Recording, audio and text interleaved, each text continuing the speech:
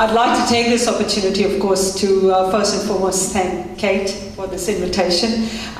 We've been having so many conversations over the last several months that it's incredible to think that I only met Kate for the first time tonight. So the fact that we've been on the same wavelength for the past so many weeks engaging in what tonight's all about and the work that we do at the university goes to show that there is a lot of passion, and there's a lot of passion amongst all of you. Amazing people I've met tonight. I'd like to, of course, acknowledge the fact that you've all taken this opportunity to be here. And hopefully what we can take away from the message that you've seen in this video is that, you know, really when we start to look at some of these challenges, we can actually see it as an incredible opportunity, right? I mean, it is an opportunity for us to think about the fact there's all these incredible resources, and if we can be really clever about the way we use these resources, it gives us a chance to actually not just get environmental benefits, but also economic benefits. So the story that you see about One Steel implementing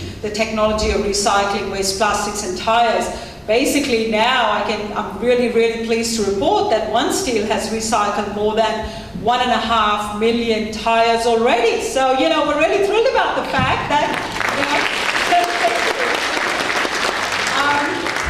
that we've got the world's first technology being implemented and the world leaders in this space, an Australian university, an Australian business.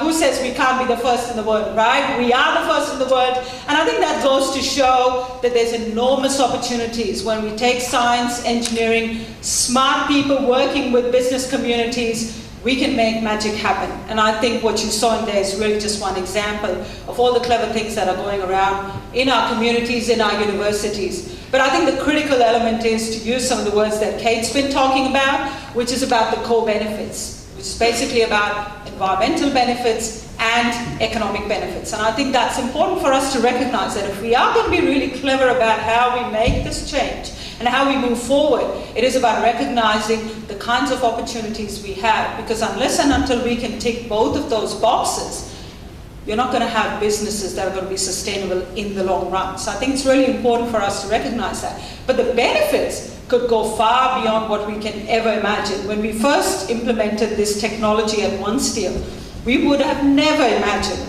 I mean, our goals were very simple. We said, right, we're replacing some of the coal that's going into steel making as long as we can replace it with shredded tires in this instance, and we can get the same performance out of the furnace, and we can make the same quality of steel and achieve the same goals for the business, we would be doing really well. The reality is, not only did we actually manage to recycle all those tires, we achieved better and better outcomes. The performance of the steelmaking furnace was better. We were able to improve the productivity. We were still able to get the same quality. And as far as the steelmakers were concerned, the best part of the whole thing was we saved on production costs. So yes, you can have your cake and eat it too. You can actually do that. You can tell I love my cake and my coffee. But the fact is that it shows that really clever science, really clever engineering, you can work together with businesses. And indeed, you know, the incredible sort of passion that I've seen tonight here has been pretty amazing. Some of the conversations I've had, and I'm going to embarrass Ian now. I don't know where he is in the audience. But Ian, put your hand up if you're still here, if you haven't got tired of listening to me already. But it was incredible. We actually started to think that we were sort of talking about the fact that, okay, well, if you've got all of this waste, can we actually take that and look at what opportunities exist in terms of recycling it in a value-added manner? Well, guess what? You've got One Steel's facilities in Melbourne, not too far from here. We should be able to look at a whole range of opportunities. And to me, a night like this is really about that sort of conversation. It's about that conversation that brings out the smarts and the passion. So you really need to have people like you guys really committed and saying, well, okay, well, what can we do about it? So there's a whole range of opportunities. There's waste resources, whether it's tires, plastics, agricultural waste. Let's look at really clever ways to use it, because I guess at the end of the day, that's what's going to help us sustain our economy while we still take care of the environment. And I think that's the important message. We can create opportunities, the green jobs, out of the fact that we are looking after our environment while ensuring that we are creating sustainable opportunities moving into the future. So what I want to do is really give you an example of the kinds of things we've achieved. And of course, there is absolutely no denying the fact that businesses have to play a very important role if we are going to achieve these kinds of outcomes. I'm sure you can probably guess what this is we're looking at. Tires, right? Yes. And it's a scary thought. So it's not just a problem in Australia. It's a problem worldwide. I mean, we're talking about a resource here, 1 billion tires worldwide, right? I mean, this is sort of the staggering numbers when we talk about, right? So you think about the waste, and if you actually start to think, well, it's actually not a waste, it's a resource. We just have to be very clever about the way in which we use these types of end-of-life products. We could actually be pretty clever. Okay, so, well, what's the problem? I mean, we all recycle, we all do the right thing. The realities are that not just the quantities of waste that we produce, but also our recycling technologies are not able to recycle all of these types of waste resources because of technological challenges. So that's where the role of scientists and engineers comes in. We need to imagine different ways in which we can actually reuse and recycle our waste. Yes, of course, we do all the right things. We reduce, reuse, recycle, but yet we end up putting more than 50% of our tires into landfill. That's because we don't necessarily have the technological solutions to recycle everything. We need to have multiple strategies and solutions so that we can indeed recycle our waste in a way that we upcycle and add more value. So really the simple message there is we have to convert waste into value.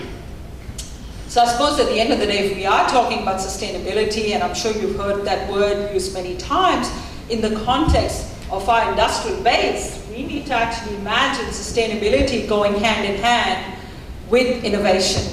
So we can't just sort of go, right, okay, well, we are going to be sustainable, but we're going to stick to business as usual. Well, obviously we can't, right? So we need to be sustainable, we need to be innovative. It cannot be business as usual. But I think that's where the beauty is. I mean, that's where the challenges are, that we need to look at every such challenge and convert that into an opportunity. Because could we then achieve environmental as well as economic benefits is the question. So we shouldn't accept the compromise. You know, the compromise says, well, let's just, for instance, recycle our waste in a way that we just downgrade its value. And then, of course, the waste eventually, like a plastic, for instance, if you keep recycling it as another plastic, there comes a limit to which you can recycle it. And if you downgrade its value, ultimately it becomes a low-value product and it's not worth making it. So that's the question. We've got to be pretty clever in that we actually not downcycle, but we actually upcycle. We add more value, and that's how we make it economically viable as well as environmentally sustainable. Of course, what we have here, I'm sure we all have played a role in contributing to this, right? We all do. And I think that's the important message there, that, you know, again, there's no shortage of waste as a resource. So we're looking at auto waste here. There are some types of waste resources like metal, steel, aluminium, and so on that are readily recyclable because those materials lend themselves to be recycled infinite number of times. And you recycle it infinite number of times, its quality is still maintained. So you don't affect quality of steel and aluminium if you recycle it as many times as you want. With plastics, with a whole range of other products, you actually cannot do that. So you cannot just say, like, let's just recycle all the plastics forever. Well, you can't. The realities are, as we said before, you actually downgrade its quality. And that's the technological limit on why we cannot recycle all the materials 100%, even though we would love to be able to say, right, we do the right thing, we collect all our waste, why don't we achieve 100% recyclability? And you might say, well, okay, well, what's recycling got to do with the big picture, right? I mean, we remember one of the important things is that as we use recycled resources, we actually reduce our energy consumption, because a whole range of industrial processes, when you actually recycle your products, you use far less energy. So if you actually use recycled materials, like to give you an example, something like aluminum, when you actually recycle aluminum, you actually use only 5% of the energy compared to the energy that it would take you. That means you save 95% of the energy compared to what it would take you to begin with ore out of the ground. So you save enormous quantities of energy. Same story with steel, same story with a whole range of different materials. The amount of energy that you need is far less. And so in terms of our industrialized societies, if we are going to continue to use these resources, we've got to be clever about the way we recycle it because we save energy. But also there's another important question. The resources are not infinite. We've got a limited amount of resources. And that's the reason why we need to ultimately find clever strategies in how we recycle it. Here's another example, waste glass. Again, we've all played a role in making our contributions to a stockpile of broken glasses, right? So the realities are we can't help it. We drive cars, we break windshields, we break glass. You might say, oh, why can't we just recycle glass as glass? All of these safety glasses, all of these highly engineered products are not easy to recycle because they're complex. This safety glass, for example, has got a laminated panel, as some of you may know, of glass and plastic. So it's not as straightforward as just recycling the ordinary glass. And so that's what happens. We are contributing these huge quantities of these types of waste products into landfill. And again, you might say, well, okay, what do we do with waste glass? In this instance, we are developing strategies whereby glass contains silica, which is nothing but it starts its life as sand. And what we've actually demonstrated is that you can convert that into valuable alloys. So we've made ferrosilicon alloys, we've made ceramic products like silicon carbides. Now these are fairly expensive, high-value products. So suddenly you can imagine a waste like this ends up into a high-value product. And that's the important message from our point of view, is that there is absolutely no limit in terms of what we can do. We just have to find the clever science and engineering to back it up and make it happen. Now you might say, okay, well, you think you might be able to recycle all of these types of materials quite easily. Well, the fact is there's a good reason, as I said before, that engineering products are becoming more and more complex. As the world becomes more complex, we expect a greater level of performance out of these products. It's not easy to go off and recycle these materials for one simple reason. And the reason is, if you look at the car, you actually see that it contains a whole range of different types of plastics, right? So it's not just as simple as, right, we'll separate the steel and we'll separate the plastics and off we go with the plastics and we recycle that. The realities are, whether it's polypropylene or polyethylene or ABS, there's a whole different variety of plastics there. And that's the reason why we need to appreciate that it's not as straightforward to recycle these materials in its same form. You cannot separate these separate streams out economically. And so if you can't do that economically, what happens? All the auto waste, plastics and glass, end up in landfill. And that's not just an Australian problem, that's a global problem. We actually do this worldwide. We put millions and millions of tons of this stuff into landfill. So again, if you start to imagine, what you're throwing away is not just the material, but you're actually throwing away energy. So if we can actually extract valuable metals and alloys and plastics and whatever else we need out of this, we'd actually be saving energy. And that's the important sort of takeaway message from some of these. The other thing that I thought you might be interested is macadamia shells. Well, you might say, okay, well, what can you do with macadamia shells? Interestingly, we've actually shown that we can produce building products and building materials out of a whole range of different types of agricultural products. So from that context, we actually have shown that not only can we produce panels, sustainable panels out of these types of materials, we actually have shown that we've got reduced emissions out of these types of products compared to products, more conventional products that use resin in the manufacture of panels. So again, you might say, well, what do? You eat macadamias. Well, you're left with the fact that you've got the shell. There's nothing you can do about it. But just think about it. 70% of the weight of macadamia nuts is actually the shell. And it's an incredibly beautiful product, because when you start to study these materials, you realize these types of things are pretty amazing. So when Mother Nature made these types of products, we've got to think about food as the main product, but then the byproduct can be pretty incredible too. And I think that's the fascination from our point of view as engineers. It's like, why can't we take some of these types of resources and think about our agricultural output, what we grow out of the land, as a combination of both what we can eat, but also the byproducts. And there is a lot of value to be had out of these types of materials. Some of the other work we've done, similar logic. Malaysia produces a lot of palm shell. And again, there's opportunities there for Australian IP to be applied globally. It's about showing that all our smarts and all our intelligence, we can actually show the world how to apply some of this intelligence across in different spaces. Because what that then means, we can help the world reduce its energy consumption, we can help the world reduce its carbon emissions. And that's again showing that the combination of both environmental as well as economic benefits can indeed go hand in hand. One of the other recent topics that we're working on now is e-waste. Again, I'm sure you're all familiar with it, and you know we all are responsible in some way or another, whether it's our mobile phones or computers or laptops. We actually contribute significant quantities of e-waste, and that of course is growing. Over the years it's growing enormously. Again, as Australians, it's millions and millions of quantities of these types of products that will end up at landfill.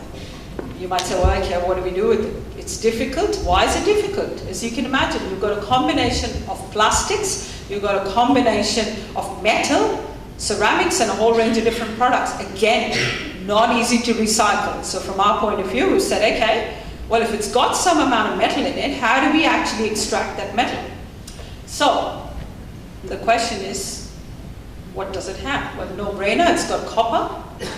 But the interesting thing is, it's actually got more copper in the printed circuit boards than the ore itself, right? So now we just have to be pretty clever about looking at this waste as a waste mine. And we can think about this and go, right, if we're pretty clever about extracting that copper, then of course we could be potentially up for a whole new business opportunity in this instance. All right. Why do we do that? As I said before, if we're able to actually extract copper out of these types of waste products, we could then effectively reduce our energy consumption, not to mention the obvious benefit of reducing contaminated landfills. And remember, these things do contaminate our environment. We can't just sort of go, right, it's out there somewhere, we don't care about it. The fact is they do contaminate the environment. So the combination of extracting value and reducing our impact on the environment is absolutely a no-brainer. I mean, it's like saying, well, why aren't we doing it? We should be doing it. But the limitation is we need the science, we need the engineering to support it. And that's the important thing.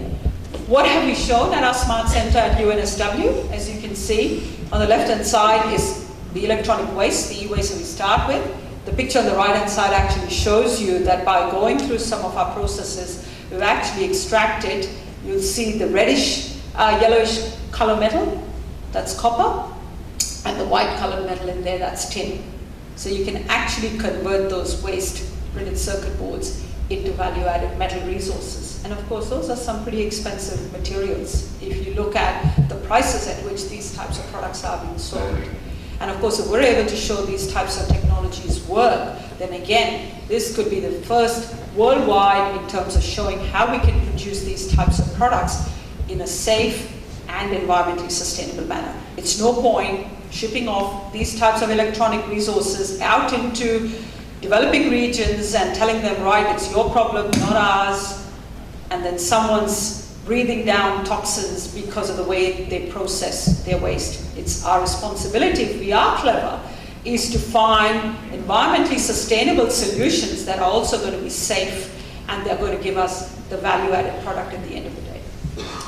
Okay, well, I won't sort of take up too much time in explaining what we do in the Smart Center, but in a nutshell, it's really about understanding solutions that are dealing with challenges today. So how are processes, how's steel made today, how's aluminum made today, copper and so on, but it's also thinking about our transition into future economies. Are we able to create new opportunities and new processes and new ways in which we make our products in a way that's actually going to be good for the environment and good for the economy? Of course, the critical element in all of this is collaboration and partnership. So in this instance, the example I gave you about our green steel work, it certainly would have never been possible if it weren't for the fact that we had equally passionate and dedicated people at One Steel who were willing to trial any kinds of ideas. In fact, I think I met Paul O'Kane's relative in the audience, right? Is there a Mr. O'Kane in the audience? I was telling the story about my good friend Paul O'Kane at One Steel. And if you think I'm crazy, you should see Paul. Paul would go, Veena, can we do more?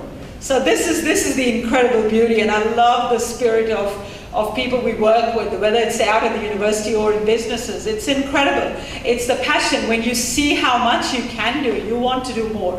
And I think that's the beauty of what we do. It's about engaging with students. It's about engaging with businesses. And I think the part that I love the most is the fact that we can have incredibly bright students coming through, and to watch that absolute spark in people's eyes, and they go, oh my goodness, yes, we can do this. This is great. How cool is it, you know? So I love the fact that we're also contributing some of this passion to the next generation of professionals, whether it's scientists or engineers, or indeed people who are interested in businesses or the economy, about understanding how we can achieve real-world success.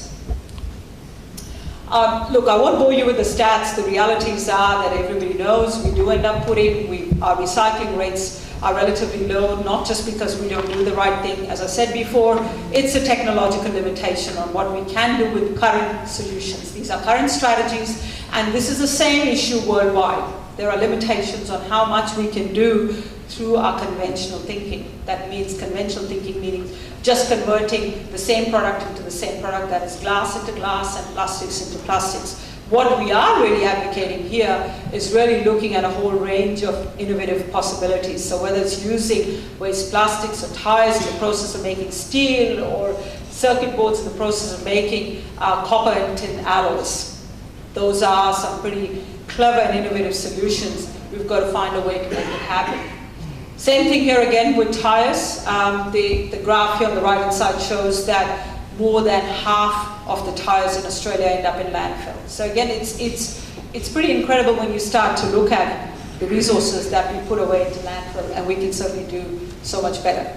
Okay, well, what have we achieved? As I said, the technology has now been running. One Steel's been running with it commercially. Over the past 4 years, we've been producing high quality steel.